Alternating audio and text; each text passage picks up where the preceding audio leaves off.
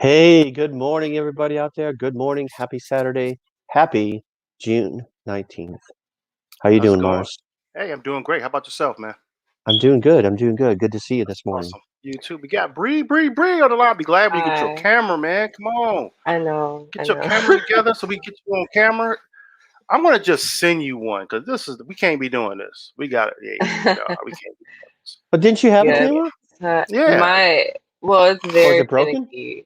Well, I Oh, don't know if okay. it's the updates with my laptop, but my camera is very finicky. It See, I works just thought that you sometimes, were sometimes gonna. it I doesn't. just thought that you were being coy. You're gonna be No, I'd love to see incognito. you guys I see you guys. I would love for you guys to have a conversation with me face to face. I'm working on it. Well, we're gonna I'm gonna get you a camera. I'm gonna send you a camera, okay? Thanks, Dad. I mean, Lamar. Thank you for joining us this morning on this June Happy 19th. A June. new national holiday just signed into action this week. This week we got many of thoughts about this topic. Why now? And is it enough? Was it simply to appease people? What to do? Is it going to make a positive difference? This and that. So, Yeah. where do we It's begin with this? Where do we begin? I don't So, know, first of man. all, Well, first I want to say I'm glad it's a federal holiday. Because I look at it like this, it's two. We have two Independence Days in our country now. Two legalized, two national Independence Days in our country, yeah. and I think that it was long overdue. Yes, definitely very long overdue. Long overdue, and I think that there's some clarity on what that means. Now, what's so important about this holiday, in my opinion, the timing of this holiday. There's a negative and a positive. The Mm. negative, I think, it came too close to the holiday for people to observe it properly. Yes, that was one of Okay, the things that we wanted to talk about. All of a sudden, just this week, boom, and then it's a national holiday, and you left yeah, employers scrambling as yeah, to like, oh, well, I guess we should give people off this day. yeah. Yeah, Like So, you my gave an mom was example. off yesterday. She got Yeah, my mom. Yeah, she was off work. yeah. I took off today, and I took off yesterday also, but I took a vacation day because it wasn't observed by my company yet. So do you Didn't think it really will have be? Do you time. think it will be? I'm sure it will be. The the conversation was that for yesterday, but I already took it off. So we had a meeting on Thursday, and they were saying that they will possibly um there was is potential. So there's a possibility for Friday to everyone get a half a day because of the short notice, and then we'll have future discussions about it. They didn't want to go into, well, we get paid holidays next year or whatever, but it's going to be discussions about it. um it's a day of freedom. That was a day of freedom to say all enslaved people were free. And Hmm, so hmm. that was a date, that was a time when um the people in Texas, it's controversial. Did the people in Texas know or didn't know? Was it that they knew but the slave owners wouldn't let them free? It's a lot of Right, controversy on what people knew right. at that time and what they didn't know. And what We have exactly um to happened? assume that they knew because it's not like exactly. they were enslaved. They had access to the world. They had access to Yeah, what was going on. two and what, 2.5 years. So I'm sure in 2.5 years you knew that the war was over. Something Yeah. was I going mean, on. every war. How did the people know wars were over? They got notice. Somebody wrote the Okay. town the wars, regardless of what Yeah. war it was. You found out it was over. Right. Well, Um. go ahead, Bria. Go ahead. Oh, you can go. Give us your thoughts. Well, hold Well, I on. was There just was gonna. there was the one positive I wanted to give for that is that at the timing of this, we're going through this critical race theory conversation. Yeah, well, I want to talk about that in a little bit too. So by the holiday being put out there, this is going to allow people to want to research the holiday, why it was there, why did it take this long, what would prevent it from a government standpoint from putting this information out there like that. And then you got to look at what states like Buffalo, New York. There's an organization in Buffalo that's been celebrating doing festivals for 46 years in Buffalo, New York. You know, then you have this lady, can't think of her name right now. She's been campaigning for this for years. She walked she had this caravan all around the country to all the cities that were celebrating it, all the way to DC. So she was the one that Biden had in the office when they signed it, and Oh, that's she neat. gave her That's neat. story. So it's like Yeah. it's Hmm. so much history there that people are going to start looking back now, going Hopefully, backwards hopefully. to get some more understanding. But yeah, Bria, you had a comment? I will start. Let's start with the good. As you said, it's very nice that it's a wonderful sentiment. It's awesome that Juneteenth is now observed as a federal holiday. No one can deny that. Yeah. Um, with that being said, though, and I do appreciate all the efforts that civil rights activists and just uh, all we had protests here in Kansas City as well. But we wanted June to be recognized as a holiday, and we got that here a few months ago. And now it's a federal holiday too. Like this, it's wonderful. All the efforts that were put towards this have paid off. I do think, though, the timing, like you said, was absolutely horrible. Hmm. Um, Juneteenth being a now a national holiday, which is great.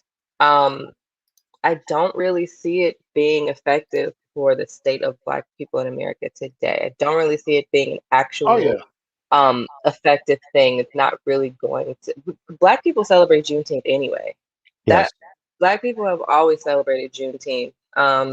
In my lifetime, I don't remember actually ever celebrating Fourth of July. It was really um, Really? I Okay. mean, like I have an uncle who was born on the Fourth of July, so my whole life, pretty much, when we celebrated Fourth of July, it was actually celebrating my Uncle Kenny. Okay. Um, I celebrated, I think, maybe one time Interesting. Fourth of July, but I think when we were kids, there were like fireworks on the streets or something, but we never actually 4th of July was just a fireworks day. Like we never actually celebrated. So Yeah, when I yeah. look at Juneteenth and I think I about the agree. other races that get to benefit from this holiday, it's not like uh, your traditional Independence Day where you are declaring yourself independent from like how the United States declared themselves independent.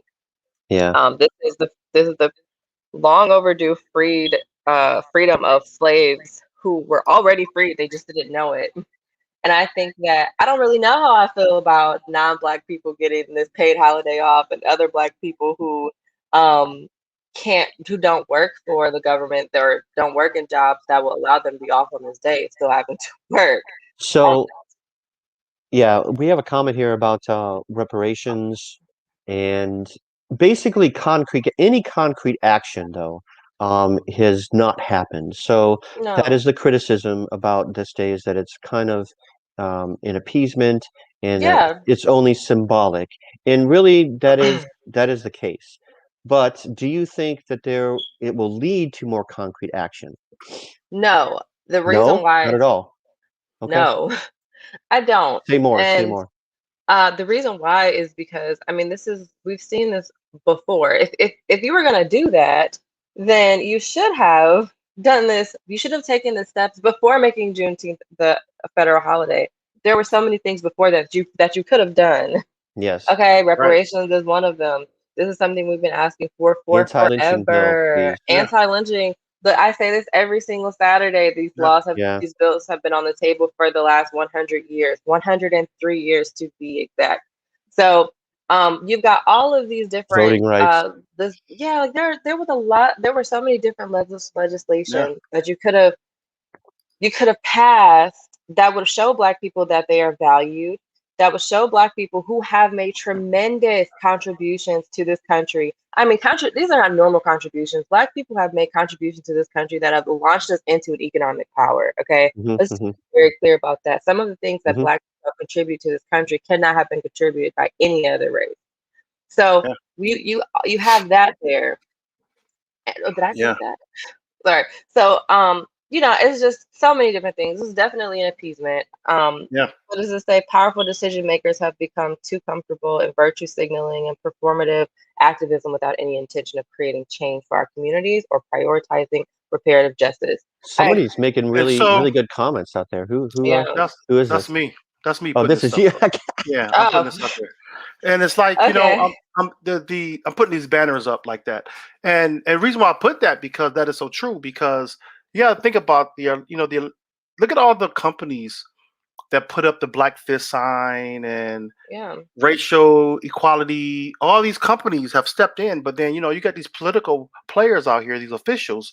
They have the power to help make change. And you think about the 14 politicians that voted down this holiday. Yes. I never heard their No, reasons for voting this I down. did. Well, I did. I heard some One of reasons. I heard them, some What were reasons. the Yeah. reasons? I didn't. After one I of saw the them, post, I didn't vote for Identity, it. they're playing the identity politics card but is one of them. let's break Another into one, that a little bit though. yep, Oh, go go ahead. ahead. I Well, I mean, one of them specifically, said it's identity politics. Another said they didn't see the need for it. oh, Um, But so go what reason? ahead. What's the reason behind that? I mean, they I gotta one have. mean, of that's them what I'm was it looking at. That's Chip what I'm looking at. something. Look for Chip something. He's a Republican, Yeah, and he said that he agrees that it should be a holiday, but the Independence Day thing is divisive. Why? I'm here's calling BS on that, but here's I have why I a totally question. It disagree with might that. be it. I gotta totally disagree with that. Go ahead, Bree, and then I don't want this to be like an ignorant question, but I honestly feel is it an Independence Day or is it? I mean, it is. I need to know how is it and this is really genuinely a question. How is this an Independence Day? And that's a It, a real it question. represents the end of slavery. People, um, Right, but were they? When I think of independence, I think of an entity separating itself from a larger okay. group. Does Um, that make sense? yeah, I think of it as an Independence Day. And Okay. here's the thing. I mean, a lot of these GOP House members have said that it's only that it represents one segment of the population and that it's somehow divisive. But I totally I don't disagree think with that. I'm I don't think glad it's that we divisive. could celebrate this as a country, that it's not just one, uh, not just one race. It's not just one group of people that can celebrate that. This was a stain upon the entire country, no matter what the color your skin was. And Yeah. so I'm glad that we can call it a national holiday. We could celebrate it together. This is Yeah. from the official proclamation by Biden. Juneteenth is a day of profound weight and power, a day in which we as a country remember the moral sin and terrible toll of slavery on our country. This is something that we did as a country and that we are commemorating an end to. What I have called America's original sin, which is that's what it is, a long legacy of systematic racism, inequality, and inhumanity. Who wouldn't want to celebrate that? Who wouldn't want to But it's celebrate an not end to the that? end of Right. systematic Exactly. racism. It's not, but that's the thing. It's like if you're going to make this statement, why don't you do some of the things before making this a national holiday? Why I don't you agree. put I into agree with you. legislation some of the things Well, that here, we actually have been begging for so long that could actually impact well, here, Black Yeah. lives? And that's what we were here's talking the end about. to this This is statement. empty, empty, empty, empty, Yeah. empty. So it's completely empty, really? Okay. I It's, don't know. I think that Well, I'm first Black of all, just people are that gonna celebrate. maybe Listen, I'm I'm gonna just be real, y'all. sentimental. Maybe White I'm people just get a paid sentimental. holiday off now, and Hallmark and American Greetings now have another holiday to make money off of. In yeah. my opinion, Black people were gonna celebrate Juneteenth anyway. I understand that it's Okay. a stain on more than it is a stain on this country and it affects every race. But let's just be honest.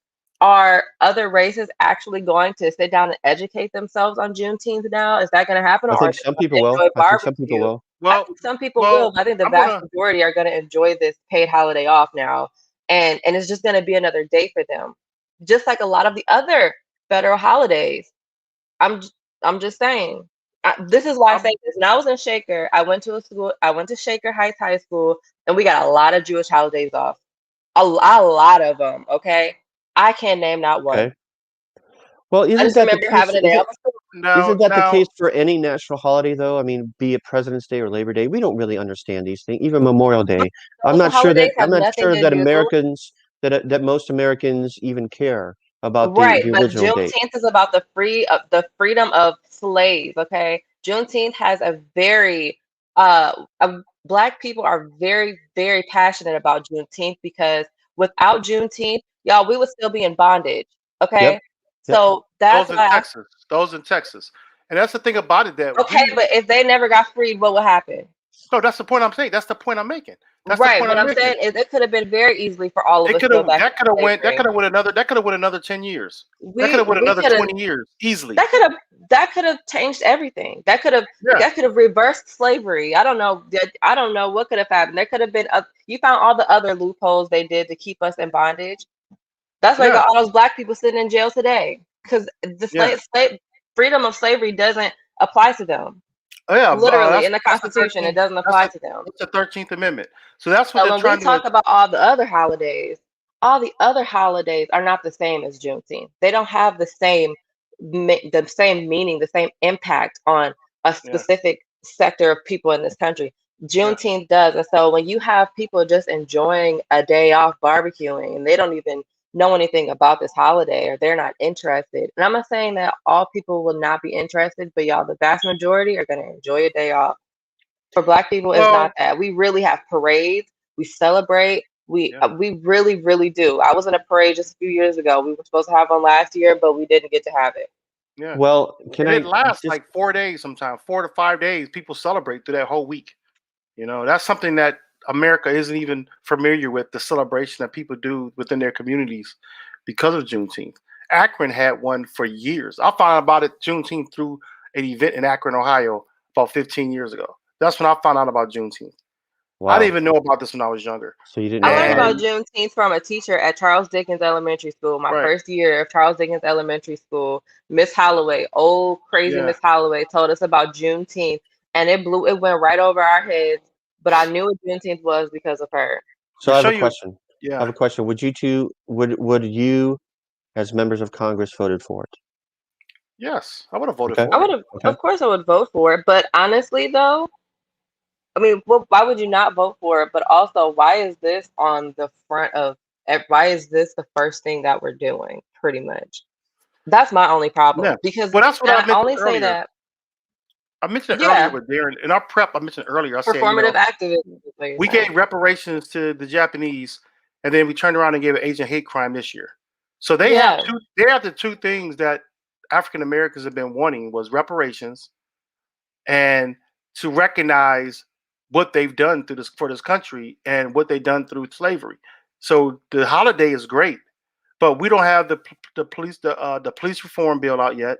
We don't have the anti-lynching bill yet. We don't have the Voting voter Rights Act rights. yet, and we have not had the 13th Amendment amended, stating how that these prisoners can be in prison all this time, work for basically slave I labor. think we need to keep pressure on the administration. Like he But says here, we recommit ourselves to the work of equity, equality, and justice. If that's true, then we should see some of these things coming down the pike in police reform and things like that, in criminal justice reform, all these kinds of things that we've been talking about.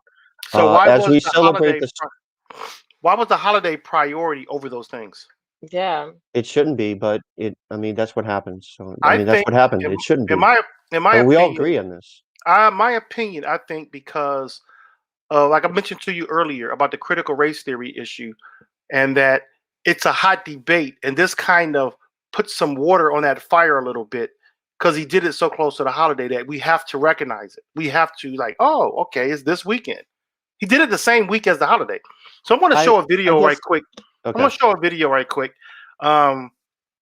showing this. I'm going to show this video. This is a good video. June, good video. This is different. This is different.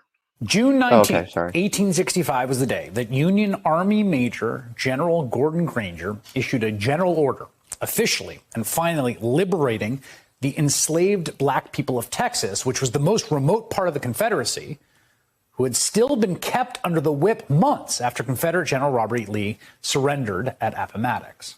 In other words, it is the day of full national liberation and has been celebrated as such by African Americans for years. Now, there's been no national official holiday to mark this moment, but it looks like that's about to change. Earlier this evening, to loud applause, the House approved a bill to make Juneteenth a national holiday. On this vote, the yeas are 415 and the nays are 14. The bill is passed. The bill will now go to President Joe Biden's desk to be signed into law. And while 14 House Republicans voted against the bill tonight, yesterday the Senate adopted it unanimously. Republican Senator Ron Johnson of Wisconsin had spent much of the last year objecting to it, he said, on cost grounds, but he finally backed down. And if you were surprised that all Republican senators who are simultaneously whipping up a moral panic about race and education would endorse such a holiday, listen very closely to how John Cornyn of Texas explained his reasoning earlier today. I think everybody saw this as something that would be an important symbolic gesture and a way to reach out to people of different races and to say, I know that Juneteenth has been celebrated within the African American community around the country in Texas and elsewhere. But frankly, this is something I think all Americans can celebrate. And hopefully this will promote greater understanding into the history. Senator Cornyn, who represents Texas, where Governor Greg Abbott just signed a law today making it harder to teach about the history of white supremacy and racial hierarchy in America, endorses this vote on Juneteenth because he says it is a symbolic gesture. What a word to use as justification. This is the game. Here, have your holiday while we attack your right to vote and stop schools from teaching you what Juneteenth is even about or how it came about. It's pretty astoundingly cynical. But another way to see this is as a kind of success for the very forces that Greg Abbott and John Cornyn and so many others say they fear. At some point in time, the simple act of celebrating Juneteenth itself was seen as radical or weird or outside the mainstream of the sanitized story that white historians told about the war and its causes and aftermaths, about the nobility of the Confederacy and the men who fought and killed to preserve the most evil institutions. That version of history lost, at least in this battle for this holiday celebrating emancipation. The optimistic way to view this contradiction between the attack on education and voting while also endorsing the holiday is that when they say they are losing their country or their vision of it, they are right in a certain way.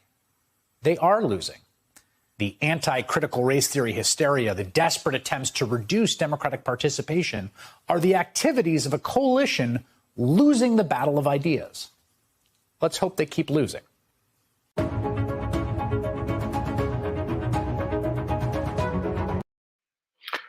I thought that was very interesting.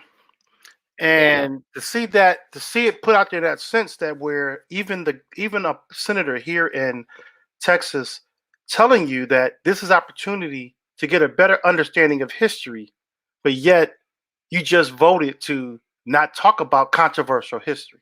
Mm-hmm. You know, so that kind of like that gives me a it's really kind of gives it creates more of that divisive environment because you're giving people mixed messages of what you're really trying to say, and to see that the result of that. Do you think this is a result of that? Maybe this is why this bill was passed. Oh, because of the critical race theory, I think it was like to put water on it. No, because of them just passing the bill to keep teachers from teaching controversial subjects. Well, it could have been something that it could have been a ploy by the Democrats to put that in their place, right? Because of continue to create that controversy. But what was that? I just like it was it is such a wonderful thing, but it's just falling very flat for me. Yeah. And it's just I think it would have been so much more powerful if other legislation had been passed prior to this. Yeah. No, I totally agree. That police reform bill would have been one that would have been pretty good, really good, and also the voting rights bill that we're talking about. They could have paired it with this declaration. Yeah, they could have been paired. It could have been all in the same bill. And now that would have been significant. That would have been that would have been something that would have made change. Not only do you get the holiday, but you also see the tangible things that will make that holiday stand out because we didn't even have the right to do anything before Juneteenth. Now you have this holiday saying, okay, we have the holiday plus we have the Voting Rights Act passed to help allow all Americans to vote with equality, Okay. But a lot of history goes into this. That leads me to my second video we talked about. That was very informative. That some things that I guess a lot of us thought about, but really from a historical or educational standpoint, we didn't know. And this is Kelly Wright put this together from the Black News Channel. And like this one, before I go, it's something that I've talked to a lot of people about when it comes down to watching media content. We get stuck in what we call confirmation bias, where we get stuck in finding media that agrees with what we believe. Yes. I just had this conversation yesterday with some people. And I said sometimes I have to listen to points of view that I don't agree with, so I can understand their logic behind why it's there. And then I go to but it's difficult. But you got to listen to both sides. Yeah. And so I know a lot of people who I debate with or I have conversations with. I don't like to say I even debate. I like to have educational conversations. It doesn't always turn out that way. But I always ask them, do you watch some media that you're probably not familiar with? So I'll send links. And you want to criticize the tactics of the person talking, and you're missing out the point he's trying to make. And so I thought this was really good. And I'm going to throw this up next. Okay. Our story about Juneteenth actually begins with the 16th president of the United States, Abraham Lincoln, who at the time of the Civil War was trying to save a nation torn asunder by bloodshed and heartbreak. He tried to bridge the North and South together, blacks and whites together, slaves and free. And in 1863, he signed the Emancipation Proclamation. But it would not reach Galveston, Texas until much later. And there is where our story of Juneteenth unfolds. General Gordon Granger arrived in Galveston with about 2,000 soldiers, including African American soldiers, and he read General Order Number 3. Tommy Boudreaux is the chair of the Galveston Historical Foundation African American Heritage Committee. Born and raised in Galveston, her family lineage dates all the way back to her great-great-grandmother, who was a slave. My great-great-grandmother was a slave and actually in Virginia. She, her grandmother, and several of her family members left Virginia on a ship. Some of them were sold in New Orleans, and they finally made it to Galveston, where she was already sold, her and her grandmother already sold to families in Groesbeck, Texas. Boudreaux and the Galveston Historical Foundation continue to make the history of Juneteenth widely known. Tourists from around the world who travel to the city can visit the site where General Granger and his troops marched through Galveston to enforce the emancipation of slaves. Reading General Order Number 3, which states this: the people of Texas are informed that, in accordance with a proclamation from the Executive of the United States, all slaves are free. This involves an absolute equality of personal rights and rights of property between former masters and slaves. A plaque marks the spot of the historical moment of Juneteenth, and now people can see a colorful giant mural that tells the Juneteenth story. The Historical Foundation commissioned Houston artist Reginald Adams to create the work of art that will keep the Juneteenth story alive for generations to come. He calls it absolute equality. There's kind of like fables that are told around General Granger riding into town.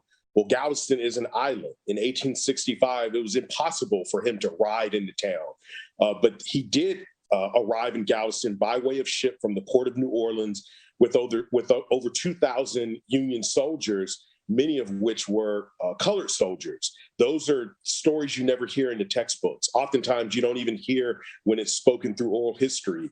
And those are just some of the details that really help give a little more texture to what happened on that day when these Union soldiers had to occupy Galveston, essentially martial law, to enforce the release of over 250,000 enslaved Blacks across Texas. That was just one of many things I learned on this journey.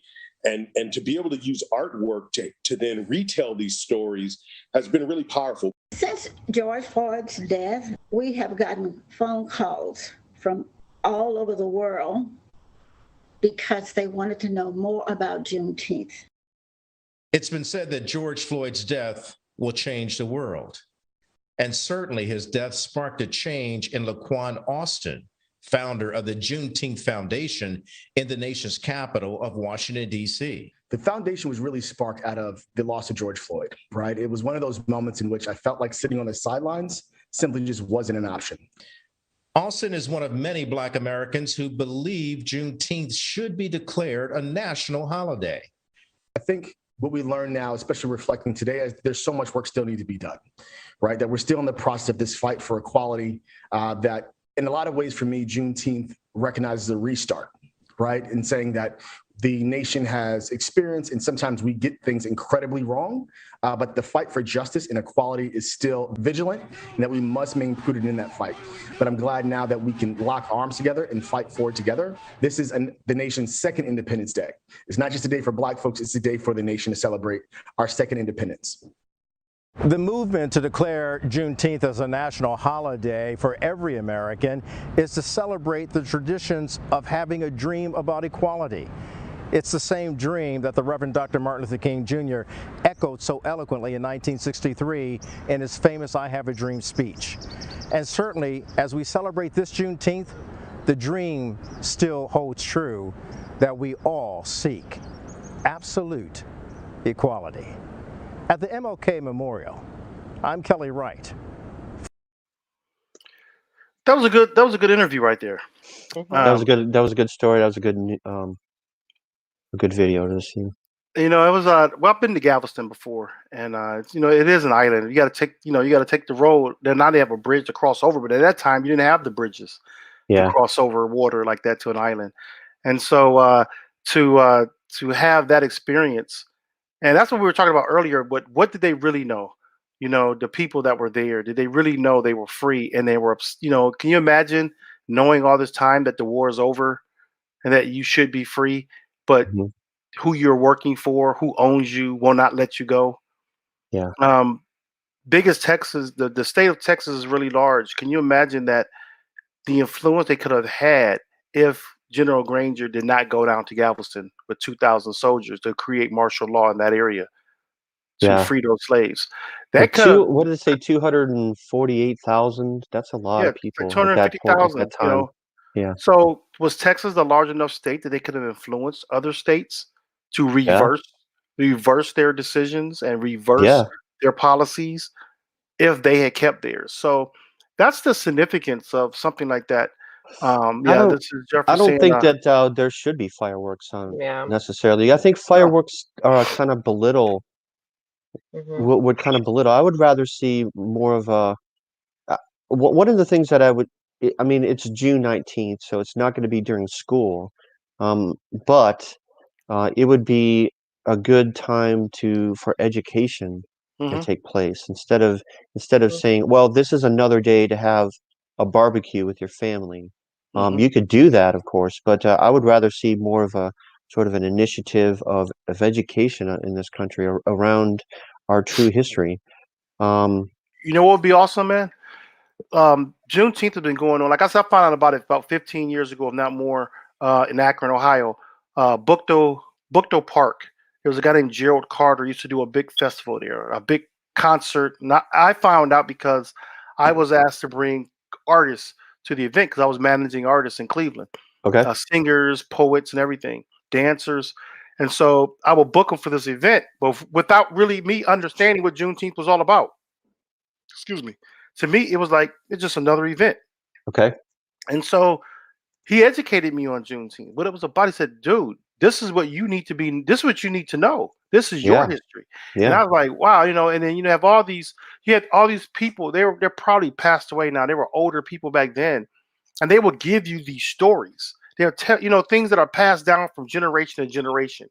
And you remember the conversation me and you had, Darren, we talked about what do you talk about at the dinner table? And this is how these stories were passed along because there was no written history of it. Well, you So it didn't was learn it in school, so you had to learn it right somewhere. So you learned it at home with at your home. family, passing down from one generation to another.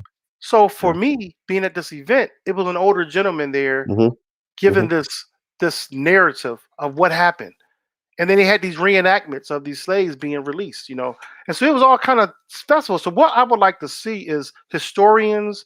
I like to see museums, um, community events teams and programmers come together and ask the Black community who celebrate Juneteenth, how can we do a collaborative celebration now? What are these That would parades? be good. What are these parades like? I mean, every city. Bria just said she was in a parade. Hmm. How do you collaborate communities to celebrate this parade? Just like you see 4th of July parades. Hmm. You see people of all backgrounds and nationalities, all companies in this parade celebrating 4th of July. Why not have a Juneteenth parade? Why not do it to where it's community I like the involved? reenactment idea. I I mean, think that's good. we have a St. Patrick's Day parade for what? But there's a parade. So I mean, St. Patrick's Day is just an excuse for people to go and drink. So that's what I'm saying. Have this type of parade, but not have it because right now it's only these parades are only put on by Black organizations. So why not have it where it's then a partnership should with be a city. Should be a the cities city doing event? it. Yeah, a But city the event. city, if you don't know how to put it on, what do? You reach out to the people that are doing it. I Buffalo, think New York has that been I doing it think that for would 46 be. I years. think that would be a positive way. Something positive to come Yeah, out of this. yeah. Go I think ahead, it's Bria. very important for um, when we go into doing celebrations of Juneteenth in the future. I think it's so important that we stay true to the true meaning of Juneteenth and Yep. do Yep. our best not to commercialize this Yes. holiday and Yes. I turn it agree. into a moment of like Money making. capitalism. Let's just now. I actually have a list here of 6 ways that you can support and celebrate Juneteenth. Share it. Okay. Share it. So, one, learn the full history. You want to create banners for those? I wasn't gonna go too much into them. Oh, okay. I Go just ahead. went on a website and One, learn the full history of Juneteenth. Okay. Look on Juneteenth, the first thing you're doing is sitting down, if you're a parent, talking to your kids about what Juneteenth is, how it came about. And don't just brush over it. Really go into this is 2.5 years after Here slaves we go. were Step already one. free. Oh, thanks. Okay. Go Learn ahead. I'm the sorry. history. It's okay. Yeah, no, thank you. Learn the history of Juneteenth. 2, celebrate Juneteenth by says here a good celebration would be to wear the color red that day to symbolize sacrifice and transition. You can include red foods like red velvet cake. You can barbecue. Black people barbecue on this day, so that's a smaller thing. Support Black-owned businesses. This is one of the best ways that you can celebrate Juneteenth. Buy Black, okay? With this holiday passing, there are going to be a lot of stores that are going to want to capitalize off of this new holiday. Buy from Black businesses. Don't buy from your local Target. Don't buy, you know what I mean? Look in your area. And that's another thing about representation is in your city, 9 times out of 10, there are so many Black-owned businesses that you don't even know about. Okay? Support Black-owned businesses. Acknowledge and spread the word. Okay? Acknowledge what Juneteenth is. Don't just take your day off and relax with the kids. Acknowledge it. You have social media. Go on social media. Make a post about the history of Juneteenth. Donate to supportive organizations. I don't know, some people are opposed to Black Lives Matter, but there are tons of civil rights and other civil liberties unions in your cities that you can support, that you can donate to put forth the effort of, I guess, supporting Black people in your communities. That's important. Attend Juneteenth events, parades, like we were talking about. Attend Juneteenth events. Go to the parade. Some people might not be comfortable going to Juneteenth parades. There were a lot of white people at our parade that we did a few years ago, and it was a little uncomfortable for them at points because those Really? parades are filled with a lot of Black culture. It's filled Yeah. with a lot of wonderful Black culture. You got some barbecue. You've got people wearing African attire. You've got all these different Black-owned Sounds good to me. organizations. Mhm. Yeah, it's great, but I think I that mean, a lot of people are kind of like sometimes intimidated when you go into And that don't make sense. I mean, give me all of that. I mean, I like different yeah. things. I like things that I don't know about. I like things of different places around the world, music, food, whatever. Think about this. Those are the How many- ways that you can support Juneteenth without making it some distorted type of situation. It's Right. Black people have been doing these things right here on Juneteenth for a very long time, and Yeah. it's been great. But think about Oktoberfest. How many cities participate in Oktoberfest? You know Yeah. how big those events are? There's one in this little town that I live in, so there's an Oktoberfest. It's full of culture. You know what I'm saying? It's Mhm. full of culture. And it's like you're Kind eating of. I foods. mean, kind of. You I know what I'm guess, saying is but that like because that's for German American. Is it like a German American event? yes. I mean, Okay, yeah. I so mean, some places do a good job of it. Some places, um, no, the point I'm it's an making. excuse. It's an excuse to just have something. So, Okay, but, but but go ahead. Go ahead. the point I'm making with that is that was going to Oktoberfest was me being introduced to bratwurst when I was a Mm. kid. Yeah. Going to Mhm. Oktoberfest, you had Well, different. go ahead. No, I'm saying it was different. It was different. It was a culture of things with foods and dance and things like that. That from like I think I was like 8 years old. I went to Oktoberfest and it was a big event. You had to buy tickets and go into this big fairground, and that's what I'm saying. Why not do the same thing for something like Greek Juneteenth? Fest. Greek Fest. Greek Fest are the same thing. A lot of cities have a Greek Fest. I mean, Yeah, so it's about culture. It's about the culture. And you learn these things and you have a celebration and it's countrywide. It's all over the country, all over the United States. You have these festivals during Mhm. that time of the year. You can go to any state and walk into an Oktoberfest or any for a Greek Fest. Mhm. And so what I'm saying is that you embrace culture. So when Bria said people were standoffish about coming to a Juneteenth Not event. standoffish. It's more like Uncomfortable. when it Uncomfortable. can be uncomfortable. You're learning a lot of things about race. You're learning a lot of things about slavery. When you think about, people think that Juneteenth is just sometimes people think it's like a celebration. It is a celebration, but it's so important A lot of history. to address not just the history of Juneteenth, but the entire history of slavery. Let me tell you, for example, I routinely do this. I look up Black history, facts about slavery, Black people that have made contributions in all industries in this country. Okay. Okay. I do it very often, but I actually learned some things that I didn't know this week. In honor of Juneteenth, I went on a nice little deep dive. I learned a lot. So I learned that Share things that share we're us. not taught in school. Share Some with of us. stuff is crazy and it can make you uncomfortable. So let's start with something simple. Rosa Parks. I was taught that Rosa Parks sat in the white section on the bus and wouldn't give her seat up.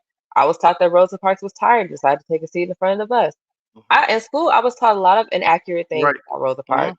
Rosa Parks did an interview where she voiced it herself that she did not sit in the white section of the bus. She sat in the first row Black seats of the seats of the color section of the bus, and was asked to give up her seat, and she did not. Yet the media made it look like she was sitting in the wrong section on the bus.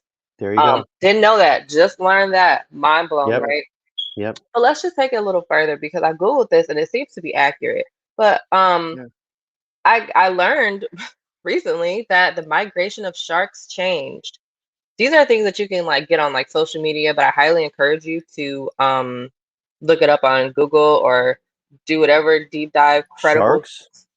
Yes, from the coast of Africa coming into North America, the sharks migration changed because there were so many Black bodies in the water, they were chasing these boats down for food. Oh my God. And the migration of the sharks changed and it never went back. It never changed back. Yeah. So these are I've heard that. disturbing facts that I've learned. What else did I learn? I mean, I learned that vaccination started with the slave. I don't remember his name, but he basically, it was a culture that he brought back from Africa where you introduce a small portion of the disease to a healthy body, and the body attacks the disease or attacks the virus and whatever. That's how the smallpox vaccination practices started with that. Yeah. It was an idea from a Black man. These are things that I honestly didn't know about. But I go into a deep dive of Black history, and this is what I come up with. So many atrocities, so many good contributions, but a lot of it just makes me mad because these aren't things that you learn ever. Okay, I'm 26, almost 30 years old. I did not know these things. Right. Well, let me ask you a question, both of you. What is your view looking back on somebody like an Abraham Lincoln? I mean, as an adult, I learned that Is it a as a mixed kid, view, we're or taught is he still some sort of heroic figure, or is it in between somewhere? it was a move. It was in between. It was a move that resulted in the freedom of slaves, yes, but it was ultimately a political move. Yes. In school, though, of course, school doesn't teach us that. School teaches us that Abraham He was Lincoln some loved sort of Black hero. people so much that he freed the slaves. That is what we learned in school. And because of that, he's on the copper penny.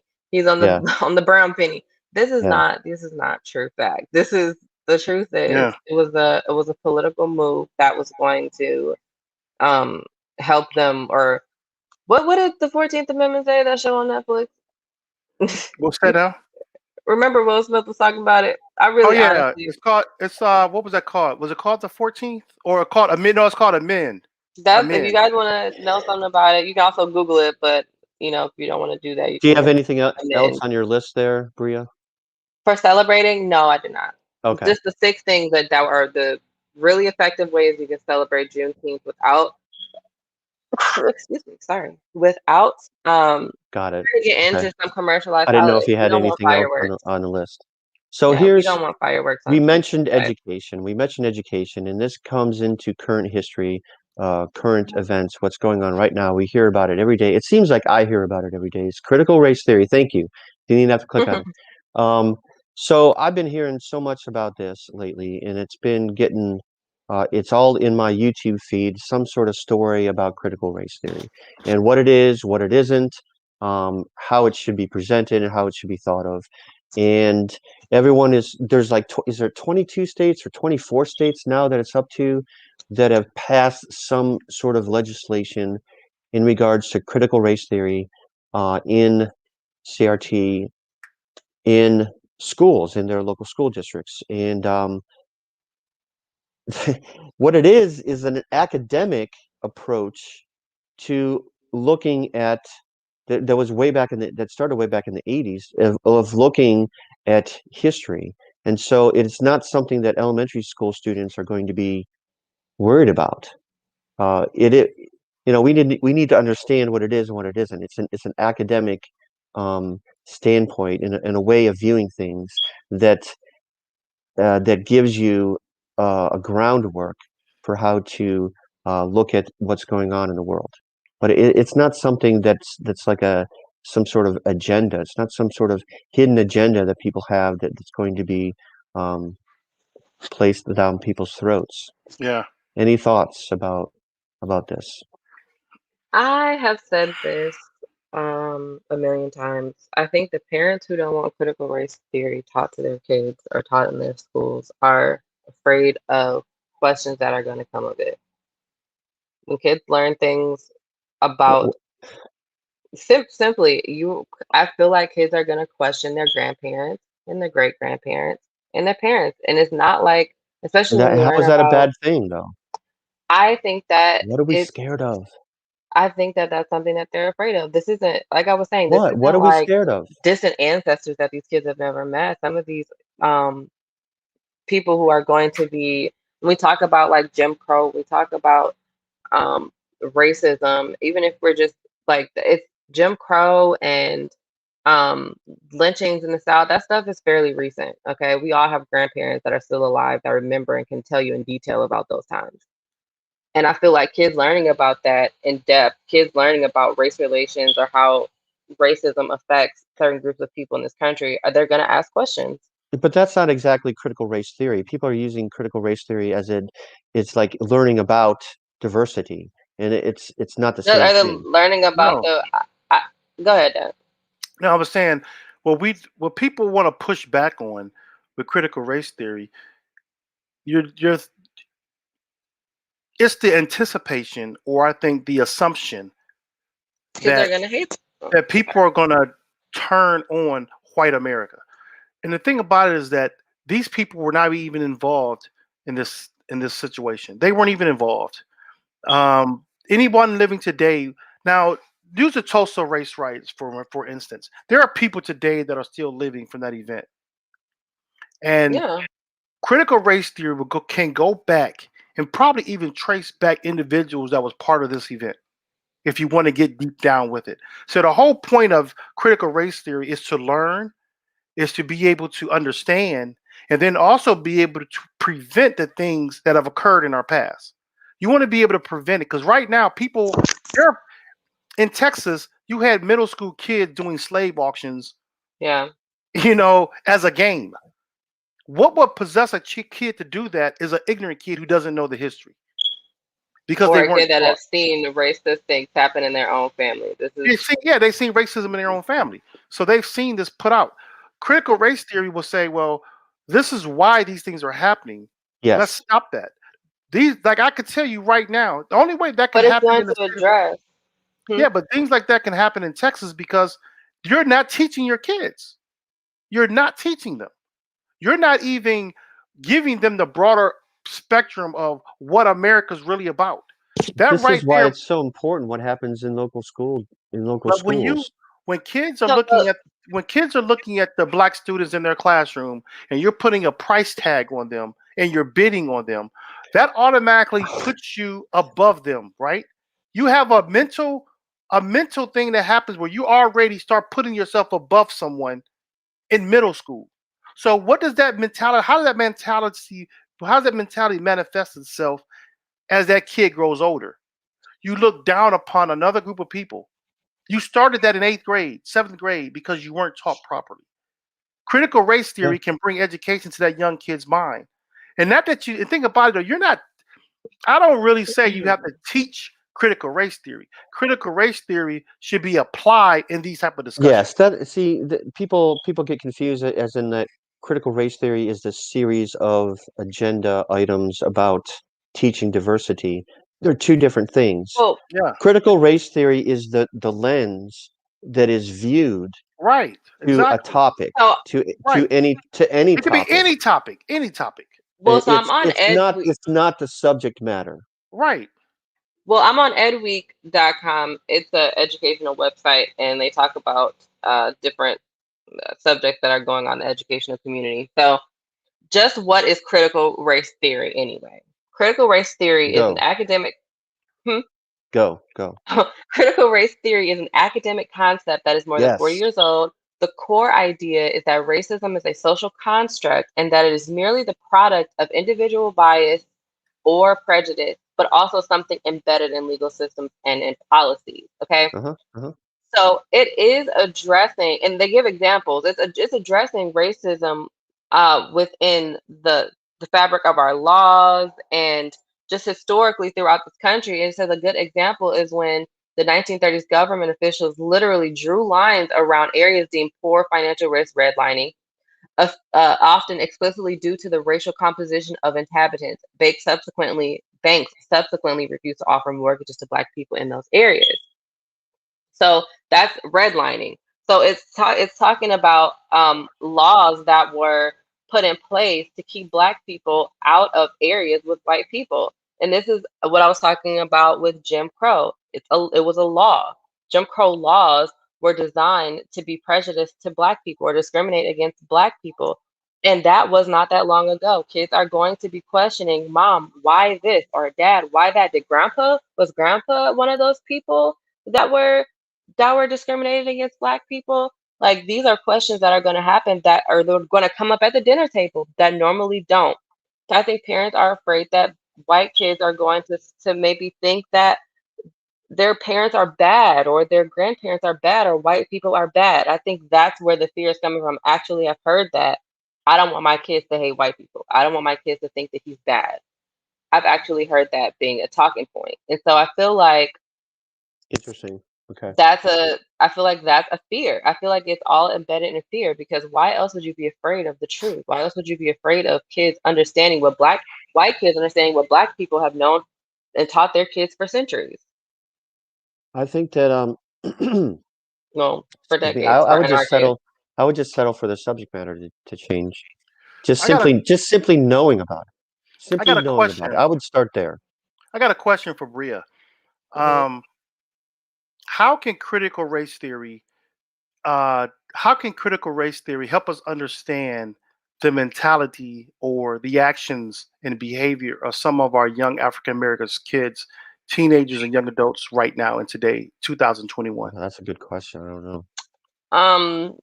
You mean Some of from a disruptive standpoint, how can critical race theory like help why us the mindset of Black kids are the way they are today? today? The fighting, the disruption. It's generational. I mean, what's what I'm saying is that something's different right now. Right now, you mean with what do you mean? You talking about Now I heard violence? You're talking about violence the or violence. Like we heard it from James Baldwin. Me and Darren was watching a video with James Baldwin where you get to a place of despair of and the thing about it though, these young people It's a very interesting video. These young people this That's what I'm saying, morning. violence in protest or violence in general? Violence in general. Violence in general. We're going to bring up the Pinecrest situation. That's why I asked. That's okay. What caused? But it's not just that. It's you see it all over. The fighting, the videos, it's in the music. You could talk about a song. A person could be in a song, talk about what's going on. That's disruptive in their life. They killed somebody, or this fight that happened, and it's playing out in their music. But What's going on with our young African American people? And I know it's a well, to answer your question though, here's my opinion. To answer your question, here's what I believe. I believe that violence, I don't think it's just recently. I think in general throughout history, a spotlight has been put on the Black community in terms of violence. Okay. We're not the only ones, but I do think a Right. spotlight has been put on us because we historically Black people have had a more traumatic history. I personally, we grew up in the hood, but we never really had to endure the same tragedies that some of our friends have had to endure because we grew Yeah. up in a two-parent household. We didn't really have any abuse. We didn't have any type of abuse problems, drug abuse, um, alcoholism, nothing like that that was prevalent in our household at all. But we did have friends who endured that type of situation, and so therefore they had a more raw, real Black experience in this country, and those kinds of things, especially if it's generational, can contribute to you being a violent person or contribute to you being in situations that can get violent. I think that when you look at the history of, uh, I just think that when you look at the Black community and you look at the traumas that we've had to endure and it's been perpetuated over years and years, like I feel like this is why. Even when we look at the psyche of Black people, like, and to not to go off on a tangent here, but just to say, I used to work with kids, and we would ask the kids. When I was working in Cleveland, I was working at Miles Park. I remember asking my students, like, "What do you guys want to be when you grow up?" And they really didn't know. Back in the day, you get answers like doctors or lawyers, but kids don't say those things anymore because they don't really have representation that shows them that. So that even goes to mindset of what generationally what's happening. They don't have representation. But when you're talking about violence, I honestly think that it has everything to do with community. It has everything to do with things that have been displayed over the years. Well, I look at what you just said was relevant, and I look at it more so as the symptoms of what is. But I'm looking at it from a critical race theory standpoint. I'm looking at going back, as in I feel that these young people have not been exposed to the greatness that they are. Yeah, I feel that we haven't been exposed to it when recently. when you look at the fact that we can put videos and get famous because we put on violent videos of a YouTube video, and you can go viral with this. They're looking at this as popularity, but they're not looking at actually the greatness that lies within them as a people. And is that what happened at Pinecrest? The thing, no, I'm saying there started off with a lot of fights out there. It was just a lot of fights. And I don't know the thing about, but I want to show this video first. I'm going to have a guest come up and talk about the impact that impacted her during this event at Pinecrest. And it started off as a well, let the video play, and we go from there. It was chaos at Pinecrest. That's the outdoor shopping center in Orange Village. A huge crowd of hundreds were fighting and causing a scene requiring dozens of police agencies to respond. Our Brandon Simmons joins us live now with exactly what happened. Brandon, it sounds like it was pandemonium. Yeah, pandemonium is one way to describe it for sure. Pinecrest, as you said, one of the premier shopping districts here on the east side of town. You can see Silver Spot Cinema anchors it on one end, and right in front of there is a lawn where Pinecrest would normally allow a free movie night on Thursdays and allow you to, sit out, bring a blanket. But yesterday's movie night attracted hundreds of teens via social media, and it quickly got out of hand. A lot of that video was posted online on social media. Initially, police responded for calls about the large crowd, and at one point, someone reported hearing gunshots in a 911 call. However, police afterwards said no shots were ever fired, but officers from dozens of departments did respond using their sirens, canines, and pepper spray to disperse the crowd and at times break up fights. Now, several people in adjacent restaurants initially called police to say things were getting out of hand, while others posted firsthand accounts to social media calling the entire situation ridiculous. And there's about 200 kids in the middle here by the movie theater that are just running and screaming, and there's fights breaking out. It's absolutely ridiculous. It has been like 5 fights. Pinecrest is trashed. They done tear gas these kids, which I don't blame them. I'm glad nobody got shot, but I'm happy they tear gassed them because this is utterly ridiculous. Now, in total, police arrested 7 of the kids who were there, and they were later released to their parents. And despite the chaos, there were no injuries, no reports of damage to any property. So everything really just chaos in terms of the people who were here. Now, police say there were between 800 and 1,000 kids here at one point when they responded. And again, Betsy, all of this the result of a social media post getting people to come here. And now it's pretty safe to say movie night here is very likely over and not going to happen anymore. Certainly an occasion that we'll be keeping our eye on, too. Brandon Simmons live for us tonight. Thank you. That hurt me yesterday. That disturbed me really bad. I made a post about it. It disturbed me because I see greatness in these young people. And with all the negatives that start off a lot of times in the Black community, we can excel and we can move forward. We can do a lot of great things. This changes the narrative of everything. Think about this. This can change the narrative of everything we just talked about for the first hour of Juneteenth. And the reason why I played this video, because I want us as people to be able to be more responsible for our young people. That one, like when they used to say, it takes a village to raise a child. That what I just saw. I'm not even in Ohio, and I feel embarrassed for the people that live in Ohio. That was disturbing. Yeah. That's disturbing to me because we're greater than that. It And reminds me kind of like of Beechwood. I wanted to play this. I wanted to play this today because we're celebrating a pivotal movement in our history with this Juneteenth holiday. But I want this to sink in our hearts that right there we can't have anymore. We have to do better. And before you have any comments on that, Bria? Before I bring up our guests. No, I honestly heard about it, but I didn't see the footage until just now. That's so disturbing. That's disturbing. I've been hearing about it too until I actually saw that video, and I'm like, wait a minute. So I want to bring up Tiffany Knox. She's someone who works in the area, and she wanted to talk about her experience and what's going on with her job now. Hi, hey, Tiff, how you doing? Hey, good morning, Marz. Good morning, Bria. How are you guys doing? Good morning. Doing great. Doing great. So what's going on? What happened? Well, I'm just now seeing this news clip, but I've seen a couple other videos. People are posting it on TikTok for entertainment. Right. It's not funny to me at all. I was actually driving. I work right there at BJ's Brew House. It's right next door to Cooper's Hawk, right across the street from Pinecrest. Yeah. So my girlfriend actually just got a job at my job. And so it was her first day. I was just going to go up and have a drink and check on her, bring her some food or whatnot. And I'm pulling off the highway and I just see a swarm of police, like literally hundreds of cop cars. And now I know that they had to call in multiple police districts like Cleveland, Highland Hills, Shaker to respond to the mass amount of teenagers that were out there. And they obviously were predominantly Black teenagers, and there's a foot pursuit going on here. They're running from the police.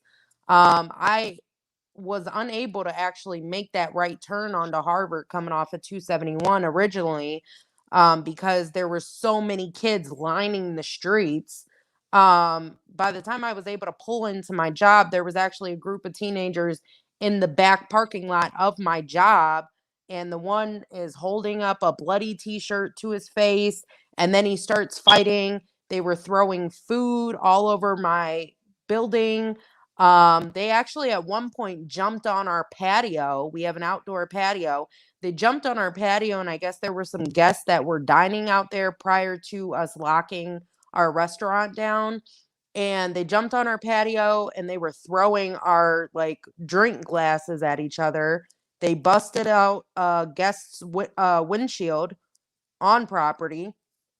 So I couldn't even get in at first. I had to bang on the door for one of my coworkers to let me in because it was absolutely it was very chaotic. I can't even describe what I was seeing to you. It was just chaos. There were hundreds and hundreds and hundreds of teenagers out there. So we're hearing different stories. It started with somebody shooting, but then it wasn't gunshots. There were just multiple fights, girls, boys, they just met up to fight basically.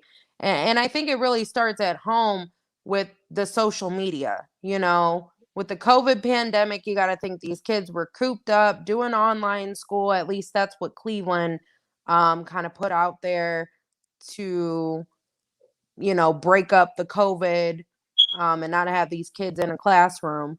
So there was a lot of online schooling going on. And then I think just the social media buildup, you're at home, you got the Twitter fingers and, you want to send out all these messages and then you see these people in person and your first act of resolution in your mind, conflict resolution equals violence.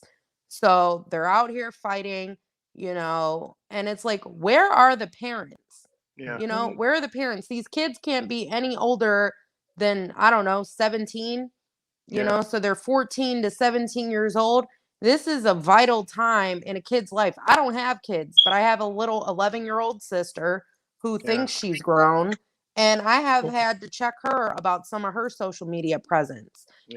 There's things we post, there's things we share, and there's things that we don't. We don't post our location. You don't let people know where you live. And, you don't get online just talking tough because guess what? You run into these people in real life.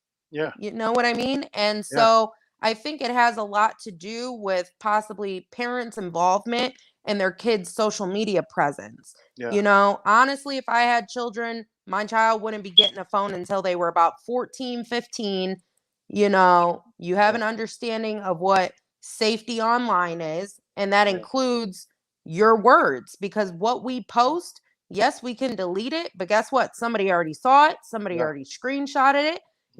It's out there. So once you put it out there, just beware that it's out there for everybody to see. So, and a lot of that goes into, like I said, parents just monitoring what's going on and not just saying, hey, you've been cooped up in the house, go out here and just, get out of the house, get out of the house. And it's like, they have no direction. They have no direction. It really bothered me. I went to Pinecrest last year for the first time I was in town, last year in June. And we walked through there, thought like, wow, I don't think people really understand the appreciation and opportunity of things that are out there. And what puts them in, why is that mentality like that? You have a company, the Pinecrest community there, that's giving you a free movie night, a free time to engage and free time to socialize, especially coming, like I said, out of a pandemic. You've been cooped up. They give you this opportunity, and you take that opportunity to fight someone. You take this opportunity to look for destruction. When also, this is the week year we're celebrating a monumental moment in our history. Yeah. It contradicts itself. And it was, the impact of it was so bad that usually my job on Friday nights is jam-packed. I'm telling you, it looked like a Monday lunch scene last night. Wow. It was literally ridiculous. Like, I was like, is tonight Friday? Like, I kept checking the date. I'm like, is today Friday? Like, it was the weirdest thing. Nobody wants to come in that area now because so many people were affected by it. I mean, they were just literally everywhere. They were running across. Think about the intersection of Harvard on a busy Friday night. Right. They're running in the street. They're Harvard running and from Richmond the police. area. It was literally chaotic. It was ridiculous. They were fighting right back by the back of our restaurant dumpster to the point where I didn't even want to get out of my car.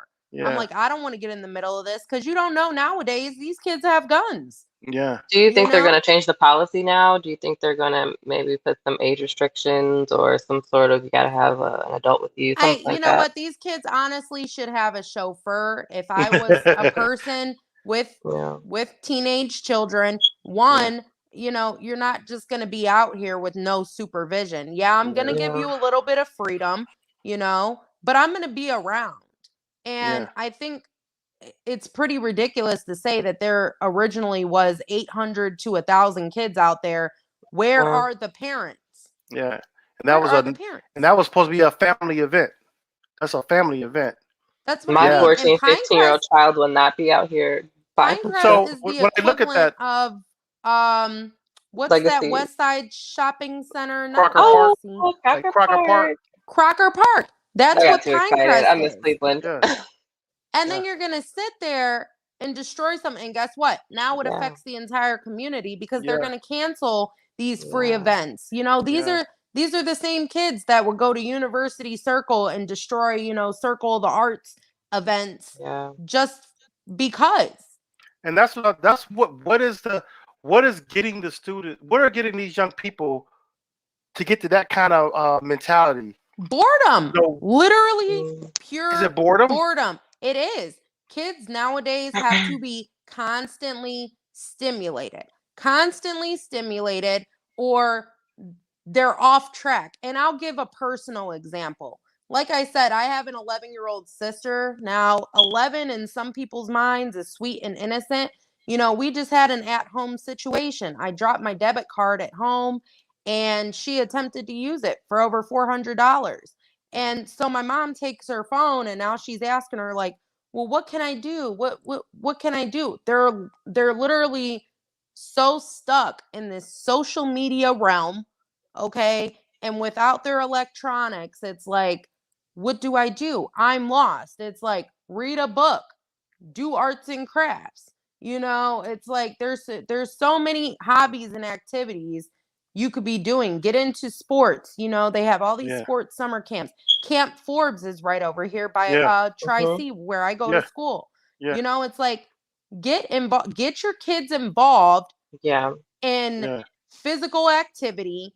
Get these kids jobs. How are there 800 to 1,000 kids and all these places are hiring over here? McDonald's is hiring, Taco Bell's hiring, Popeyes is hiring, and all your kids are down at Pinecrest fighting.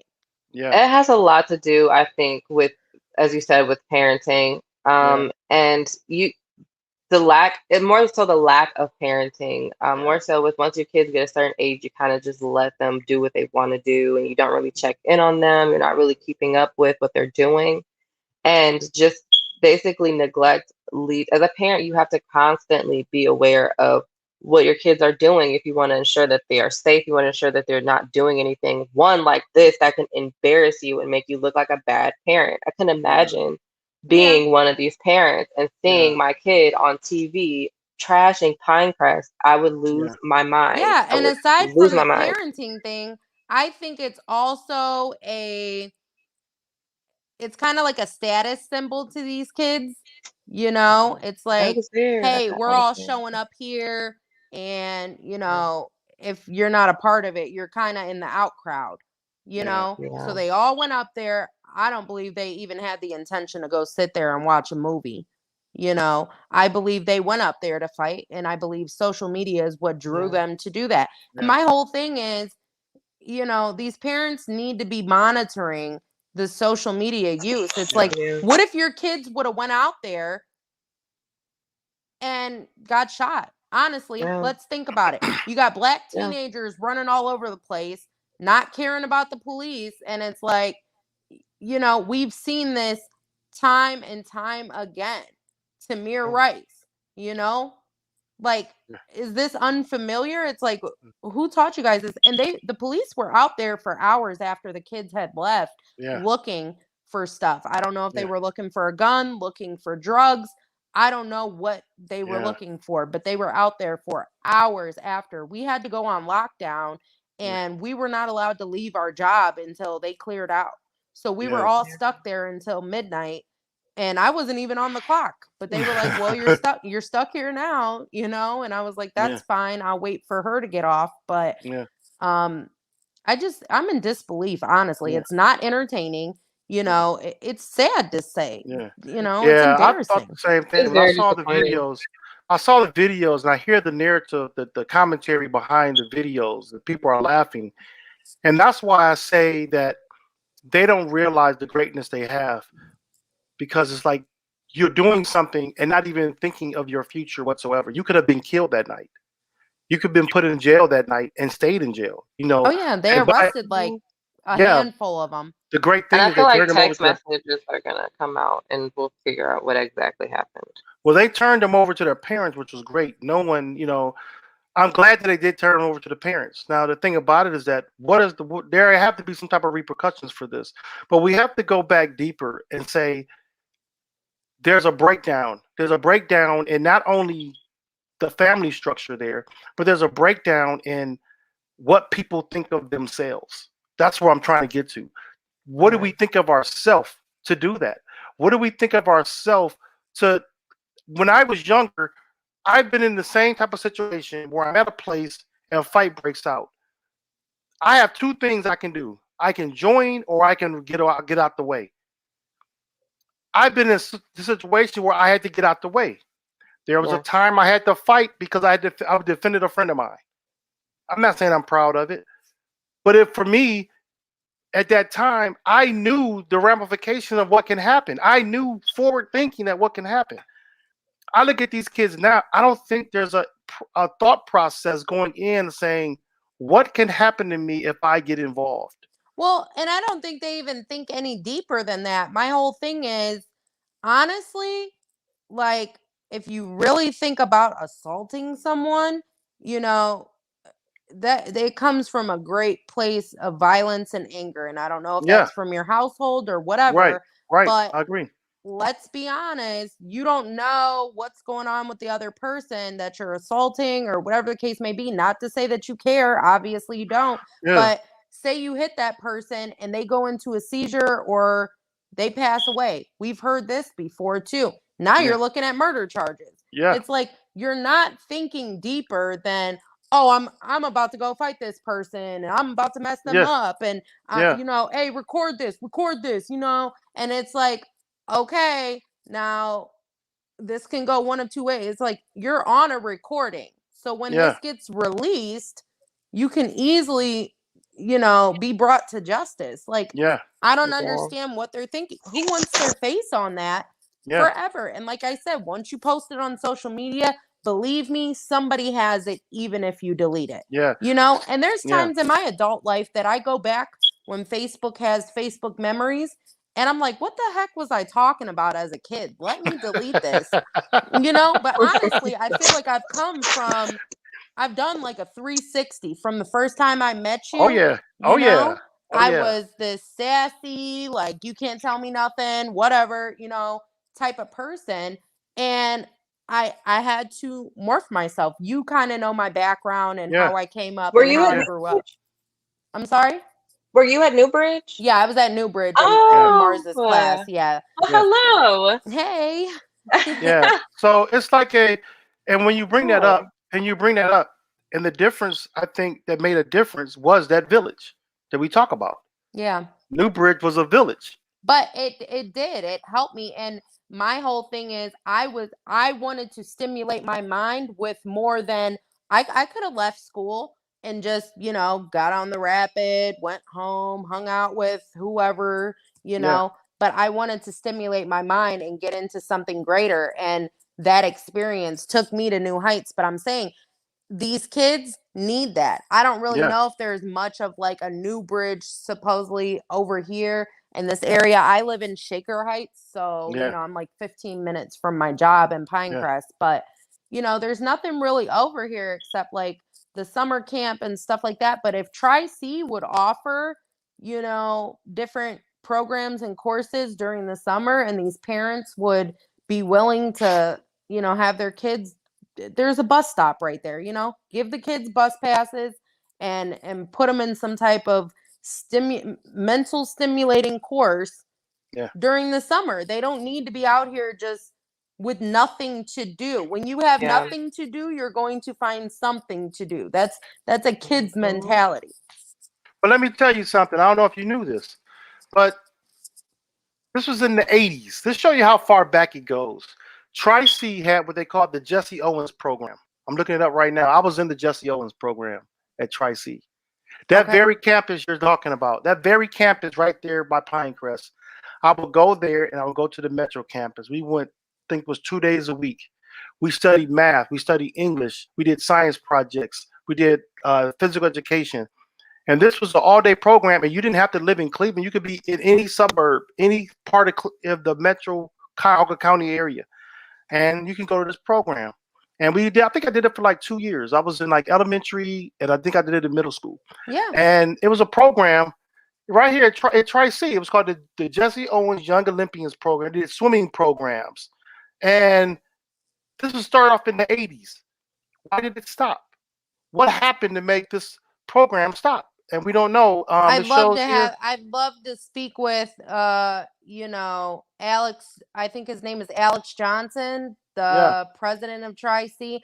Love to sit down and talk to him and ask him what can we do to yeah, counter this violence yeah, with our youth in these communities. And of course, you know, it's like it's predominantly our Black communities. And yeah, it's like, one, the big question is why. Two, it's like, what can we do to counter it? And I really feel like if they had programs, or these Black people realize the greatness within them, yeah, we have some of the greatest athletes, Black athletes, some of the greatest business owners, yeah. entrepreneurs. It's like, put these kids in a program Mhm. where they can learn and be inspired. Yeah, I It agree. took a certain spark for me. You know Yeah, what I mean? Through going to juvie myself, that woke me up. yeah, Through going to Newbridge, that woke me up. You know yeah. what I mean? It's like, you have to get inspired. If you have nothing inspiring you, you're always going to be the follower. So, what was your You're pivoting point to be inspired? What was that pivoting point to I get you feel like inspired? it was around when I was like that 14, 15. I was going through a bunch of home stuff. I did have to go sit down and do some time for being unruly and being truant, Hmm. so-called in my mother's eyes. And then when I got my stuff together, I got in school and I did Newbridge, and we took our Yellowstone trip, and I felt like I was investing in myself. You Awesome. know, I felt like I had the freedom to be creative. I felt like I had the freedom to explore new opportunities. And that's what really turned it for me, because I believe I was in a Tri-C summer program too. I was in the Jazz Fest. I was able to play with All City Drumline. Like, there's so many programs out here, but it's like, we need to extend it. We need to be, I don't know if I want to go as far as to say like the Black Panthers in the community, Yeah, because they were for a different cause, but hey, there's but it was about door-to-door community though. salesmen. There's door-to-door salesmen. Why can't we join forces and go door-to-door in our own communities and say, hey, we got this great program going on at Tri-C. If you have kids ages 14 to 17, we want to get them involved this summer. We have swimming camps. We Hmm. have track camps, a bunch of sporting events, a bunch of, Hmm. music events. That's the type of stuff that inspired me. Being a part of a drum line, that was powerful for me. Yeah, right, Yeah. It was right. something about hitting that snare. It was something about laying that track down. It was something about, running and doing relay races at summer camp. It's all inspiring.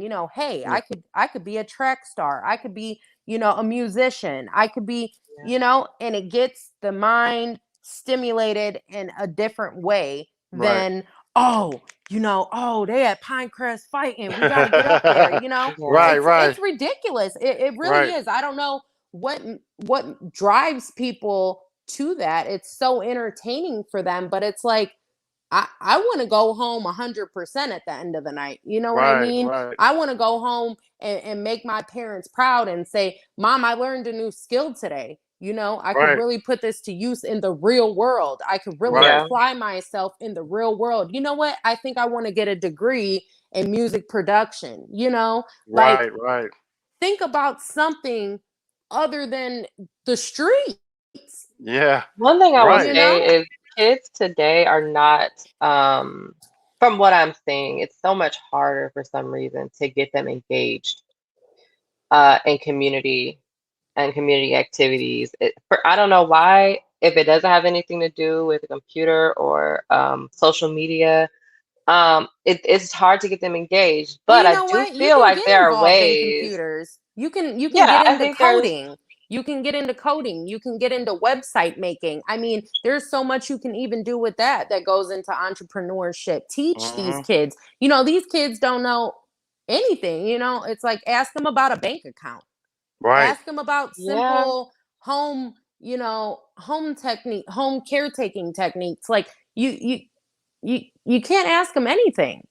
Maybe there's a way that there can be like a community program implemented where you can include some of the things that they're interested in today. I'm seeing a lot of social media. I'm seeing a lot of phones. I'm seeing a lot of digital things. So maybe there can be a program implemented where we can somehow include social media in the curriculum and make it useful for them. Show them how to, like you said, run a business on social media. Teach them ways to, just kind of include those what they are truly interested in the curriculum so that it can keep them engaged. It's so hard kids today are just not interested in the things that we're interested. I'm in my 20s. So I remember being in high school and wanting to do programs like that. I want to get into music. I want to do but you had that structure. You know what I mean? Right. Today is you not had that these structure. kids today have some sort of, it's just really crazy how the kids today are not like that. It starts at home though. It does start at home. I will say that because you had that structure to keep you in line. I believe a lot of these parents over here, because believe me, I've worked in this community. My first job when I moved over here was Dunkin' Donuts. And you just see the mentality of the older adults, that 30 to 40 range, and they've had their kids, it's like, get out the house and go find something to do, get out of my face, and it's like you're not giving them guidance. You're not saying, hey, I want you to sit down and apply for this youth opportunities. It's a summer job position. And you know what? I used to do stuff like that. Why? Because they would put us at places like the water plant so we can learn how we get water. Oh, we just turn on the faucet. Exactly. No, there's a whole process to it. Well, like Johnny Israel is saying, some of these kids need to be instilled with church. He mentioned that, get them in church. Do something to get them to understand responsibility, but also understand that there's a responsibility you have to other people, which is to love other people. It's rough out here right now. I'm telling you, this community is rough. If I'm a parent, I'm right here. I am a parent, but as soon as I turn off of Van Aken, make a right on Lee, I'm right here in what I call is in the hood, because you drive down and every block you go, there's somebody on the corner. You can tell there's a drug user on the corner. You got somebody out here waving you down, selling fireworks out of the back of their trunk. It's like the whole street. So we have to be more impactful in how we reach out, and it goes. That goes across the board. Everywhere. And it's like I said, I'll bring it up because of the Black community, because I'm Black and I saw this and it hurt me. This just stretch out across many communities. Everyone could talk about their own experiences, but it really hurt me because of the impact of Juneteenth this week.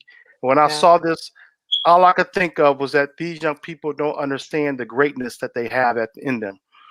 They don't understand the greatness. They don't understand the potential. And like I said, my experience with you, Tiffany, and everyone I was able to mentor, and it just makes me feel great when I hear the stories of what they're doing now. It makes me sit back and say, I know I've done a great job. I know that God put me in a position to impact other people and to change their lives.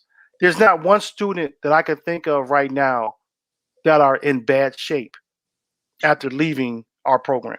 Right. And that's I can't think of any. I wish that they would implement more of those programs, because when I tell you, like, I don't know what else I would have been doing, during that time if I didn't go to Newbridge after school. I don't know what I would have been doing with my time, probably on social media, just BSing around, and it's like Newbridge really made an impact. I remember your lectures, that's when I can tell you what you said from years ago, that's when you made an impact, because I listened. You know what I mean? You literally had that structure and that foundation there for us.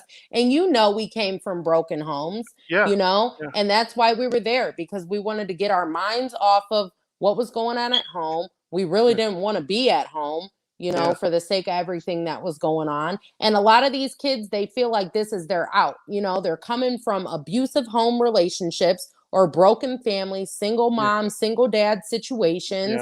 You know, they feel lost, they feel angry, and they want to reach out and be violent. Okay, guess what? I got a counter for you. You like to fight? Let's put you in boxing. Exactly. Let's put you in boxing. Let's get you going there. You know what I mean? It's like there's so many ways to counter what you're doing. And I've always seen it like that. You know, it's like, okay, you like to sell drugs? Great. Let's get you set up with a booth and we can sell phones or we can sell whatever. There's a T-shirts. counter to everything. candy, t-shirts, whatever. There's a counter to everything. I mean, if you drive down Lee, you're going to find whatever you're looking for. There's so many black-owned businesses, you know, and that should be inspirational to these kids, but it's not. It's not enough.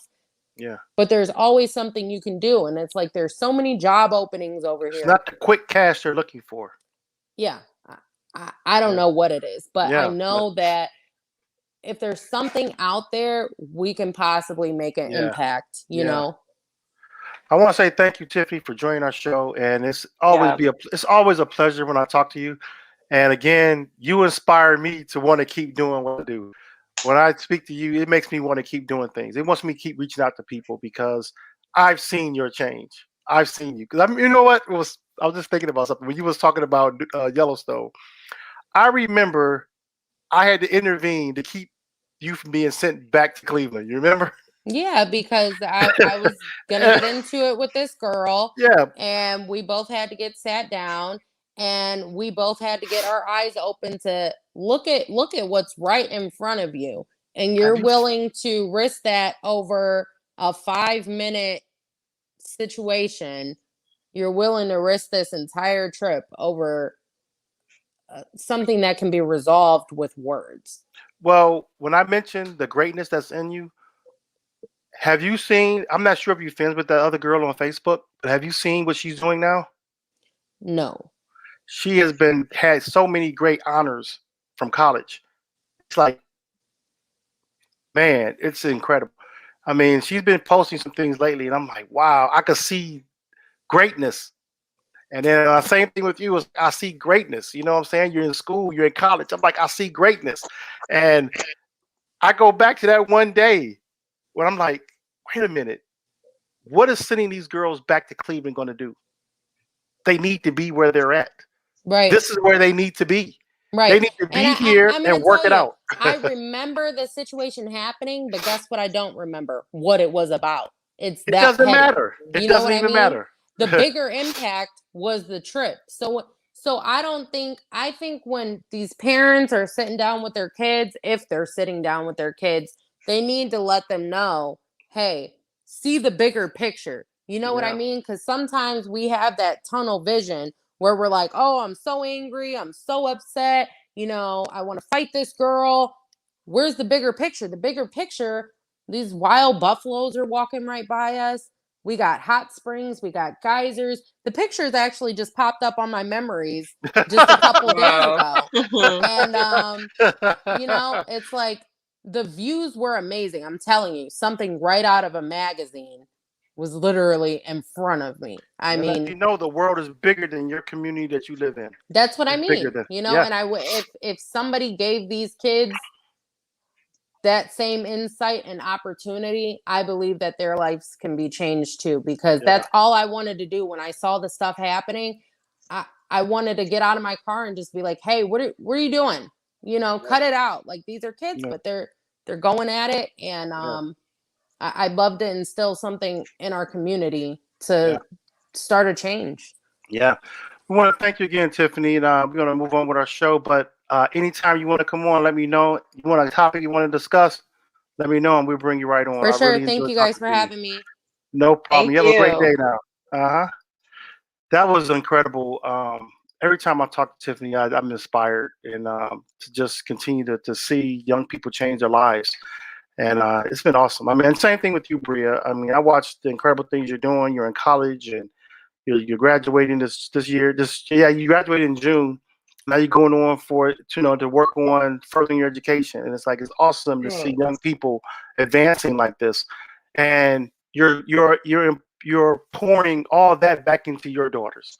And that's what's awesome. That's that village that we're talking about, is not just you, your grandparents, their parents and aunties and uncles, everybody wants to pour in, and, to the young people to make a change and make something different. And that's what I see.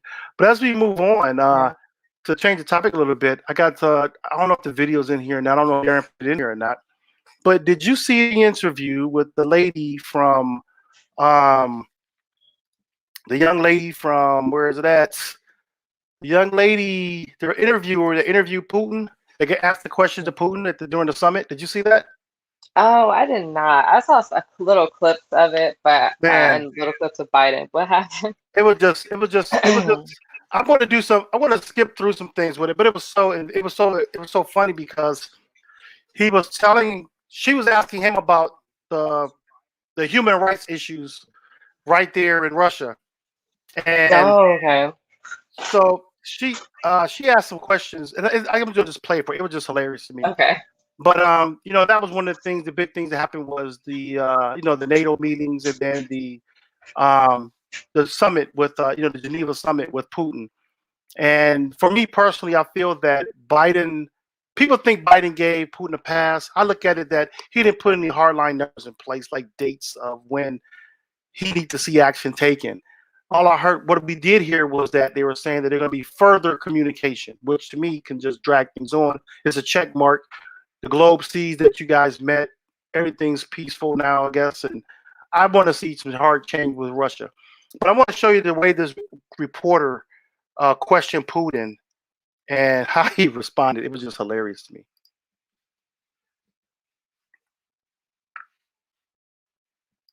Mr. President, thank you so much for taking my question. President Biden has said that he would respond if cyber attacks from Russia do not stop. I'm curious, what did he tell you? And you can hear that, right? And a quick follow-up, if I may, sir. Yeah. Political opponents who are dead, prisoned, or jailed is long. Alexei Navalny's organization calls for free and fair elections, an end to corruption. But Russia has outlawed that organization, calling it extremist. And you have now prevented anyone who supports him to run for office. So my question is, Mr. President, what are you so afraid of? Значит, еще раз повторю то, что уже сказал Let me just reiterate what I've just said on the so-called quote-unquote foreign agents и по людям, and people, которые себя позиционируют как несистемная позиция. People who portray themselves as the non-systemic opposition. I think I've responded to your CNN colleagues. But I think these are the rules of the game, so I have to repeat it when I repeat it to your question. Okay, fine, I can do it. Принят закон, согласно которому США. The United States. So as you see, he kind of babbled about nothing, right? So because he babbled about nothing, she kind of like, I gotta find the exact spot here. It was like 3:23, yeah, 3:22. She had to come back again to question him. Yeah. Can you please give the mic? You didn't answer my question, sir. If all of your political opponents are dead, in prison, poisoned, doesn't that send a message that you do not want a fair political fight? Значит, по поводу того, кого убьют или в тюрьму бросят. Вот с политическими требованиями люди вошли в Конгресс США. People went into U.S. Congress with political demands. 400 people are now facing criminal charges. Им грозит тюремное заключение до 20, prison terms of 25 years. They are called homegrown terrorists. They are being accused of many other things. 7 people were arrested right there on the spot. 30 of them are still arrested. On what grounds? Not quite clear. I mean, official. So as you see, he's like not answering the question. He's not answering the question. Deflection. Wow. So I thought that was pretty hilarious, and I feel that she had the guts and the courage to stand up to a world leader like that with those type of questions. And I think it was questions and the attitude that she had with it that many people would like to have done, but it was afraid to do. Right. And so I give her kudos for that. and that's going to be something that's going to be monumental when it comes to questioning, Putin in the future. I think because people are like, wow, I can ask the same type of questions. But it's funny how that happened and how he sidetracked it. And that was the funniest thing that happened that day because people were reporting on it. That video went viral, but it was just a long version. I had to cut through because it was just too long of a video. Yeah, that was, I feel like that was, I don't know if it's a crime there, but it seems like that was incriminating. It seems like he just did not want to acknowledge the fact that all of his political opponents are dead or in jail. Right. Wow. That's That crazy. was a lot of, Yeah. So, any what other good current news that you came across this week that thought was a highlight for the show today? I haven't really been, other than deep diving into some Black history, I haven't really been active on social media or really in the news this week. Okay. Just other than, Juneteenth being Yeah. declared a holiday. So I've been basically, other than just doing research, I've been kind of being off the internet. Okay. Yeah, I had a guest today. There's a Juneteenth festival that we're having out here in Atlanta, Texas, right around the corner from the house here. And some young ladies are putting this together. It's going to be food and games and entertainment. And they're selling T-shirts. So I bought some T-shirts from them. And they were going to be on a show today, but they were up all night cooking and slept late and got up this morning to do some things. So she did inform me that, she apologized. So hopefully I get her on again because she has a T-shirt business that she's, creating these T-shirts and making, doing these right from her home and has her own small business. So I wanted to highlight that as something. And in the future, we're going to be doing more small business interviews here. And for our public out there, anybody out there who has a small business, please let us know. We'd love to have you on the show to talk about where you're located at and what products you have to offer and how people can get in contact and how you can sell your things. I'm looking to have some advertisement. I want to be able to advertise, even do like a promotional thing where we can advertise for like 30 days for free and then come up with some type of agreement to where people can support our show as well as we support them. Yeah. So I think that would be pretty awesome. Well, I do have some good news. What's that? A while back, we interviewed Chelsea. Yes. Chelsea McFadden and her husband, and they both own businesses here. Her business is Casey Black Owned, where she is shining light on Black-owned businesses in Kansas City, and she's doing very, very well. Okay. Great. She's been featured on the news here multiple times. She is partnered with traveling or tour companies in Kansas City. She's just doing very well with getting Black-owned businesses in the light and getting them customers, and she's really doing very well. So I just want to say, if you're in the Kansas City area, you might come across this podcast video. Check out Casey Black Owned, get registered on her directory so that you can bring in some traffic to your Black-owned business. That'd be awesome. Yeah. So with that being said, I think that we can wrap up this show a little early, and we can go on and engaging in our Juneteenth activities for today. You have anything special for today?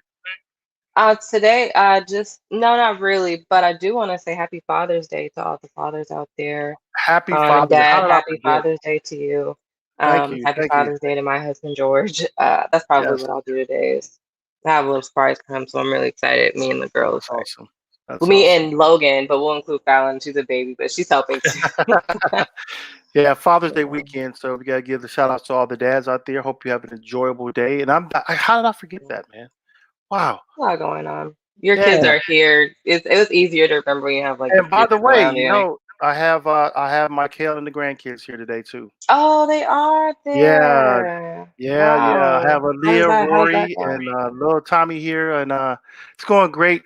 Bryce couldn't make it; he had to work, but they got in yesterday afternoon, and so we're going to enjoy the weekend together. Good. Well, definitely enjoy it. Enjoy it. All right. It'll be awesome. So you go ahead and run the closer, and did we do our bottom line? We did not. Go ahead. Do our bottom line. We've been running through. I think without Darren, he left early. I got a little sidetracked. Go ahead. What's your bottom line for today? I feel like I always fall short on this. But My bottom line, I guess, today would just be to embrace Black culture and do some Juneteenth history deep diving. I encourage all to do that. Now there's a federal holiday, we have more of an obligation now to do our due diligence with research and understanding things about slavery and understanding Juneteenth for what it really is, and not just for it being a federal holiday now. It's important that we know the history of Juneteenth. Also, like I said, happy Father's Day to all the fathers out there. I feel like historically, and from what I've noticed, Father's Day for some reason doesn't get enough love. It just does not get enough recognition. Yeah. I am encouraging everyone out there to truly take this time. If you still have your father in your life, if you're a father, um, and if hopefully you have a good relationship with the father of your kids, celebrate the fathers today. So tomorrow is Father's Day, but this weekend, celebrate the fathers, okay? It's not easy being a parent at all, but fathers do deserve their recognition. They really, really do. There's some hardworking fathers out there.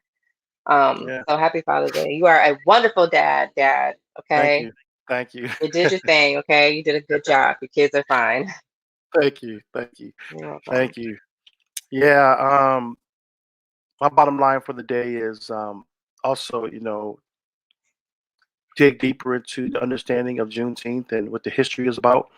But more than that, my bottom line is that we need to go ahead and create policy to not only make Juneteenth a holiday, but also policies to bring more equality to the Black community here in our country.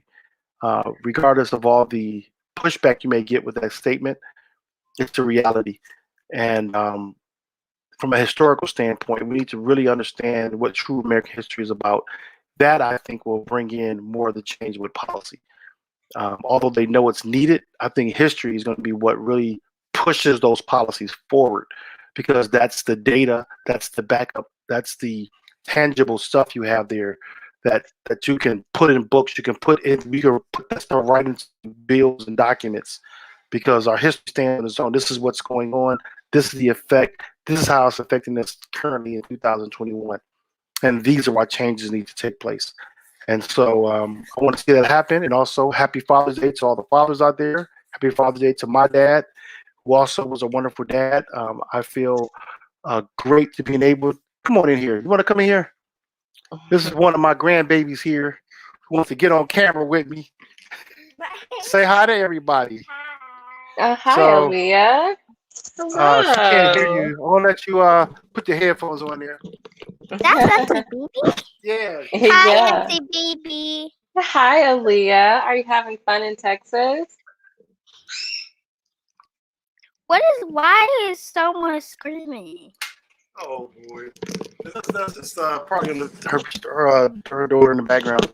But yeah, so my bottom line is happy Father's Day to all the fathers out there, and for everyone to have a great and safe weekend. Again, what also my bottom line is to uplift all the young people out there to let you know that you have greatness inside of you, and to tap into that greatness and be something awesome. And so, with that said, you can go ahead and run the outro. See you all. Right. Bye, guys. Happy Father's Day. Thank Ooh, you. that was awesome. All right, outro.